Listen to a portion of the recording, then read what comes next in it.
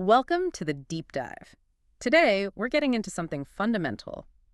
Personality. Why understanding ourselves and maybe understanding others a bit better is just so vital for getting through life. Absolutely. And our mission here is really to give you a shortcut. We're pulling together insights from, well, all over ancient philosophy, modern psychology, career advice, even some surprising personal stories. Yeah, hopefully setting you up for some real aha moments about what Mhm. makes us tick. So let's start at the beginning. What is personality, really?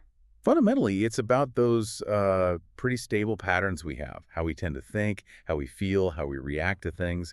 It's a kind of framework we operate within, and it tends to stick with us over time. Right, it's not just a mood that changes day to day. Exactly. And understanding that framework, your own framework, it's incredibly valuable. It boosts self-awareness. It can seriously improve relationships, your communication. And even help figure out career stuff, right? Definitely. It Yeah. guides those big choices. It's wild how long people have been trying to figure this out. I mean, Hippocrates, way back in 400 BC, he had his four humors. hmm It sounds a bit strange now, linking body fluids to temperament. Totally. Like, too much yellow bile makes you irritable, or lots of blood means you're cheerful. It's basic, but it shows they were already trying to classify these things. It's a fascinating early attempt. And you see echoes elsewhere, too, like in Vedic astrology with the concept of lagna. The birth descendant sign. Precisely. The sign rising on the horizon when you were born, it's meant to give a blueprint of core traits. Hmm. So an Aries Lagna might be, ambitious, maybe a bit hot-tempered, quick off the mark, Whereas a Taurus Lanya. much more patient, strong-willed, maybe seeks comfort, thinks things through more deliberately. It's another ancient map, laying groundwork for later ideas. Okay, so fast forward to modern maps. The 16 personalities framework, lots of people have encountered that one. Right, based on those four key preference pairs. Mhm. Extroversion versus introversion. Sensing versus intuition, thinking versus feeling. And judging versus perceiving. Yeah. It's widely recognized. But what's really cool is looking beyond the basic type descriptions. You mean the sort of hidden talents that come with these types? Exactly. Things you might not immediately expect. Take the architect, the INTJ. Yeah. They're not just logical. They often see problems way before anyone else does, Yeah. like a built-in early warning system. Huh. Interesting. What about others? Well, logicians, INTPs, they can be surprisingly good lie detectors, Yeah. very analytical, spotting tiny inconsistencies.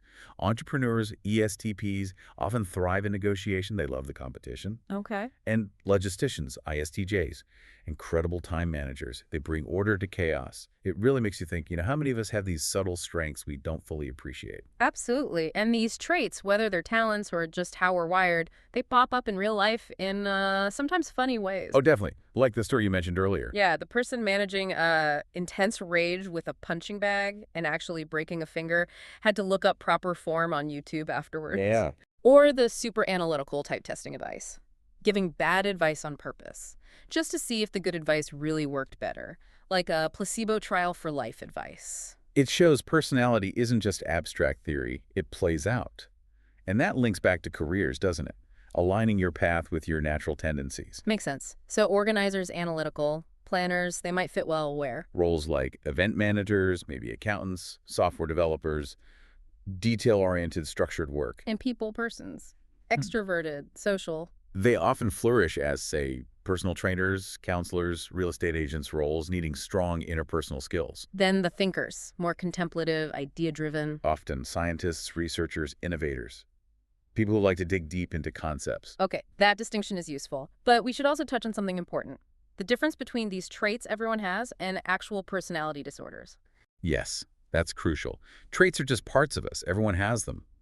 A personality disorder is quite different. It's a persistent, long-term pattern of thinking, feeling, and behaving that really causes significant distress or impairs someone's ability to function in daily life. And it's not super rare either, right? No, estimates suggest around 9% of people experience one. A key thing, though, is that often the person with the disorder doesn't see their behavior as the problem.